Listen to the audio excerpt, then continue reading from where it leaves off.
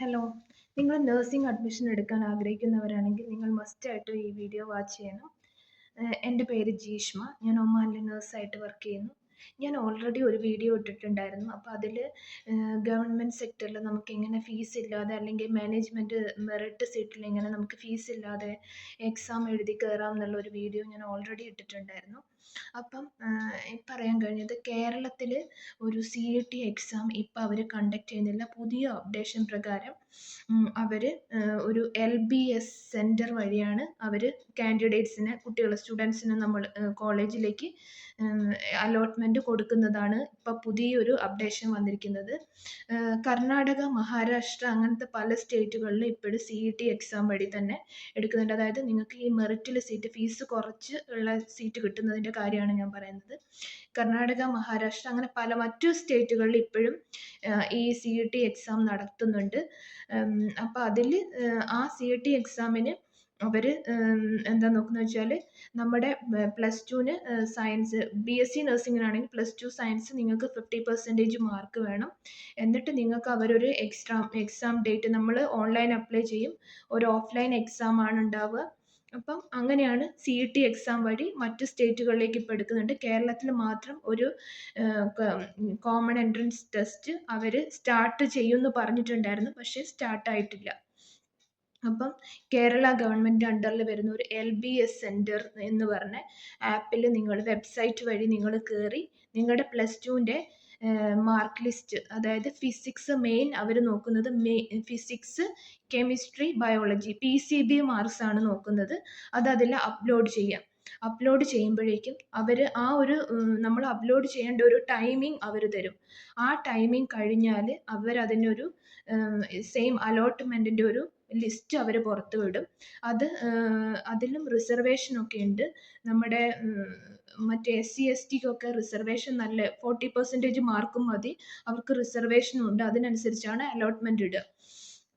പിന്നെ ഇപ്പോൾ ഈ ഒരു സൈറ്റ് എന്ന് വെച്ചാൽ നല്ലൊരു കോമ്പറ്റീഷൻ നടക്കുന്നൊരു സൈറ്റാണ്. അതായത് ഇതിലൂടാണ് ഫുൾ ഗവൺമെൻറ് സെക്ടറിലേക്കുള്ള അഡ്മിഷനും പിന്നെ പ്രൈവറ്റിൽ മെറിറ്റ് സീറ്റൊക്കെ കോമൺ ആയിട്ട് കിട്ടുന്നത്.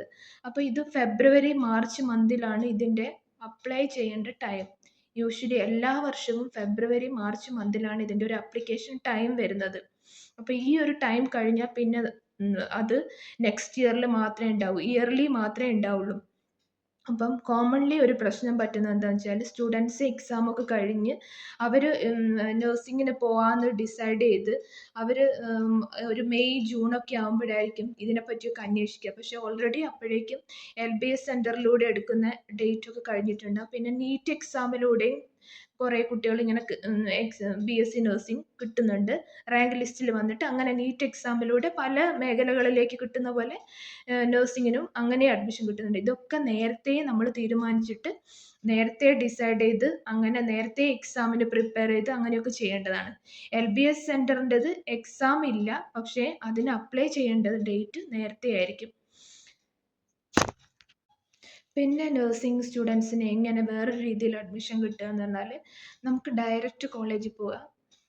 BSc നഴ്സിങ്ങിനാണോ നിങ്ങൾക്ക് അഡ്മിഷൻ വേണ്ടത്, അത് നേരത്തെ പറഞ്ഞതുപോലെ തന്നെ നിങ്ങൾ PCB exam, physics, chemistry, biology ഈ എക്സാം എഴുതിയവർക്ക്, അതായത് സയൻസ് ഗ്രൂപ്പ് എടുത്തവർക്ക് മാത്രമേ +2 സയൻസ് ഗ്രൂപ്പ് എടുത്തവർക്ക് മാത്രമേ BSc നഴ്സിംഗ് കോഴ്സ് എവിടെയും അറ്റൻഡ് ചെയ്യാൻ പറ്റുള്ളൂ. ഇനി നിങ്ങൾക്ക് ജനറൽ നഴ്സിംഗ് ആണെങ്കിൽ നിങ്ങൾക്ക് ഹ്യൂമാനിറ്റീസോ കൊമേഴ്സോ ഏത് കോഴ്സ് എടുത്തവർക്കും അഡ്മിഷൻ കിട്ടും. പിന്നെ ഇതിൻ്റെ ഒരു കാര്യം എന്താണെന്ന് വെച്ചാൽ ഡയറക്റ്റ് നിങ്ങളൊരു കോളേജിൽ പോയിട്ട് ഒരു പ്രൈവറ്റ് കോളേജിൽ പോയിട്ട് അഡ്മിഷൻ എടുക്കുമ്പോൾ നിങ്ങളോട് കൂടുതൽ ഡൊണേഷൻ വാങ്ങിക്കാനും അല്ലെങ്കിൽ നിങ്ങളുടെ അടുത്ത് മെസ് ഫീ, ട്യൂഷൻ ഫീ, ഹോസ്റ്റൽ ഫീ എന്നൊക്കെ പറഞ്ഞ് നല്ലൊരു എമൗണ്ട് ആവാൻ ചാൻസ് ഉണ്ട്. പിന്നെ അത് യൂഷ്വലി 9 to 10 lakhs ഒക്കെ ആവും. മോർ ദാൻ 10 lakhs നല്ല കോളേജസിലൊക്കെ ഉണ്ടാവാറുണ്ട്. ഇങ്ങനെ കോളേജ് ചൂസ് ചെയ്യുമ്പോൾ നിങ്ങൾ ഈ കോളേജിന് അത് പുറത്തായാലും നമ്മുടെ കേരളത്തിലായാലും ഈ കോളേജിന് INC അംഗീകാരം, ഇന്ത്യൻ നഴ്സിംഗ് കൗൺസിലിൻ്റെ അംഗീകാരം ഉള്ള കോളേജാണോ എന്ന് നിങ്ങൾ ഉറപ്പ് വരുത്തിയിട്ടേ അഡ്മിഷൻ എടുക്കാവുള്ളൂ. അവിടെ ഡൊണേഷൻ കൂടുതലാണെങ്കിലും അവിടെ എക്സാം ഒക്കെ എഴുതിയാൽ കറക്റ്റ് ആ ഒരു നിങ്ങൾക്ക് കറക്റ്റ് ആയിട്ടുള്ള ഒരു BSc നഴ്സ് ആവാൻ പറ്റും. അല്ലെങ്കിൽ GNM ആണെങ്കിൽ അങ്ങനെ ആവാൻ പറ്റും. പക്ഷേ അവിടെ ഇന്ത്യൻ നഴ്സിംഗ് കൗൺസിലിൻ്റെ അംഗീകാരം ഉണ്ടോ എന്നുള്ളത് നിങ്ങൾ ആദ്യം ഉറപ്പ് വരുത്തേണ്ടതാണ്. പിന്നെ നാഷണൽ ഇൻസ്റ്റിറ്റ്യൂട്ട്സിലൊക്കെ നമുക്ക് നഴ്സിംഗ് കോളേജിൽ അഡ്മിഷൻ എടുക്കാൻ വേണ്ടിയിട്ട് അവരുടെ സെപ്പറേറ്റ് ആ ഒരു ഇൻസ്റ്റിറ്റ്യൂഷൻ്റെ സെപ്പറേറ്റ് എക്സാമാണ് ഉണ്ടാവുന്നത്. ജിപ്മർ, എയിംസ് അങ്ങനെയൊക്കെ അവർക്ക് സെപ്പറേറ്റ് എക്സാം അവർ കണ്ടക്ട് ചെയ്യുന്നുണ്ട്. അതിൻ്റെയൊക്കെ നോട്ടിഫിക്കേഷൻ വെബ്സൈറ്റ് കയറി സെർച്ച് ചെയ്താൽ കറക്റ്റ് അവർ ഏത് സമയമാണ് എക്സാം നടത്തുന്നതെന്നൊക്കെ നിങ്ങൾക്ക് കണ്ടുപിടിക്കാൻ പറ്റും. അതിനനുസരിച്ച് അപ്ലൈ ചെയ്ത് നേരത്തെ നിങ്ങൾക്ക് അതിന് പ്രിപ്പയർ ചെയ്ത് എക്സാം എഴുതി ആ ഒരു എൻട്രൻസ് എക്സാം എഴുതി അതിലൂടെ നിങ്ങൾക്ക് അഡ്മിഷൻ കിട്ടുന്നതാണ്. പിന്നെ Karnataka CET, MH, Maharashtra CET അങ്ങനെയുള്ളതൊക്കെ യൂഷ്വലി അവർ മാർച്ച് ടു ഏപ്രിൽ മാസത്തിലൊക്കെയാണ് അവരതിൻ്റെ അപ്ലിക്കേഷൻ ഫോം റിസീവ് ചെയ്യാറുള്ളത്. എക്സാം ജൂൺ മാസത്തിലൊക്കെയാണ്. ക്ലാസ് കുറേ ഇൻസ്റ്റിറ്റ്യൂഷൻ്റെ KCET മാത്രമല്ല കുറേ ഇൻസ്റ്റിറ്റ്യൂഷൻസിലൊക്കെ അവർ എക്സാം യൂഷ്വലി ഏപ്രിൽ മാസത്തിലൊക്കെയാണ് അപ്ലിക്കേഷൻ എടുക്കുക. ജൂൺ മാസത്തിൽ എക്സാം കണ്ടക്ട് ചെയ്തിട്ട് അവർ ഓഗസ്റ്റ് മാസം ആകുമ്പോഴേക്കും ക്ലാസ് സ്റ്റാർട്ട് ചെയ്യാറാണ്. അപ്പോൾ നിങ്ങൾ കറക്റ്റ് ഇതൊക്കെ നെറ്റിൽ നോക്കി ഒരു ഫെബ്രുവരി മന്ത് ആകുമ്പോഴേക്കും നിങ്ങൾ ഇതിനെപ്പറ്റിയൊക്കെ കറക്റ്റ് നെറ്റിൽ നോക്കി സെർച്ച് ചെയ്ത് നിങ്ങൾ ഇതിന് പ്രിപ്പയർ ചെയ്യണം.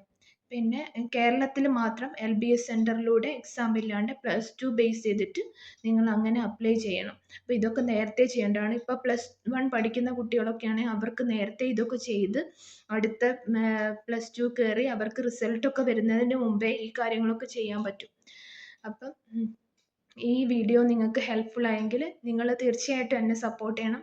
നിങ്ങൾ എൻ്റെ ചാനൽ സബ്സ്ക്രൈബ് ചെയ്ത് എന്നെ സപ്പോർട്ട് ചെയ്താൽ മാത്രമേ എനിക്ക് ഇനിയും വീഡിയോസ് നിങ്ങൾക്ക് നിങ്ങളെ ഹെൽപ്ഫുൾ ആയിട്ടുള്ള വീഡിയോസ് ഇടാൻ പറ്റുള്ളൂ.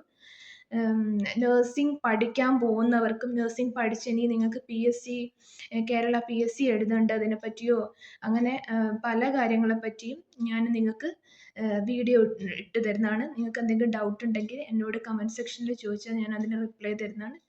Thank you for supporting.